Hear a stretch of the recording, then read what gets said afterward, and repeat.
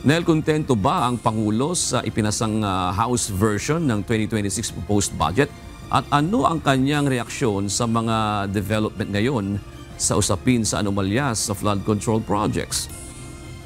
Yes, Jun, kontento naman si Pangulong Ferdinand Marcos Jr. dun sa ipinasang bersyon ng Kamara dito sa 2026 proposed national budget.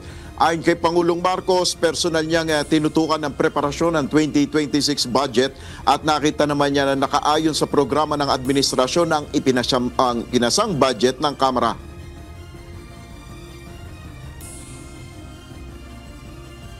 I do not think, from the last time that I saw the last version of the budget, wala naman akong nakita na humihiwalay doon sa plano ng national government.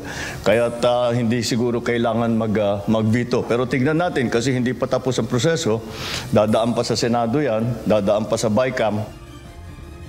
Inihayag rin ng Pangulo na mas magiging transparent ngayon ang bicameral conference para sa pagpapasa ng budget. Ayon kay PBBM, ito ay ila-live stream para makita ng publiko. Batay ito sa kanilang kasunduan ng liderato ng Kongreso. And to further encourage transparency, I intend to live stream the BICAM. So that's what I told them already. There is no more small committee. Yung dating ginagawa that they have a BICAM, then they suspend, and there's a small committee. Wala nang small committee. I have the agreement of the Senate President and the Speaker na ganun ang gagawin natin. We will live stream the entire process so that if there are questionable, shall we say, insertions or additions or all that, it will also be clear who moved, who made those changes or who proposed those changes. Ukol naman sa patuloy na protesta laban sa korupsyon at umanig bantang kudeta, naniniwala ang Pangulo sa patuloy na suporta ng iba't ibang grupo sa kanyang administrasyon. Sa kabila nito, ayon sa Pangulo, patuloy ang kanilang pakikipag-usap para malaman ang reklamo o hinaing sa pamahalaan. So, when you ask me how confident I am, all I can say is that in our assessment, we are still very much, the administration is still very much on solid ground in terms of support from the different sectors of society. However, we work very hard to continue to earn that support from them. Naniniwala naman si Pangulong Marcos na pamumulitika lamang ang nasa likod ng mga nagpipilit na idawit ang kanyang pangalan sa anomalya sa flood control projects. Ayon sa Pangulo, wala siyang tinatago at hayaan na lamang ang Independent Commission for Infrastructure na mag-imbestiga. Wherever it may lead, sinabi ko na nga yan, wala naman tayong tinatago, wala tayong, malakas.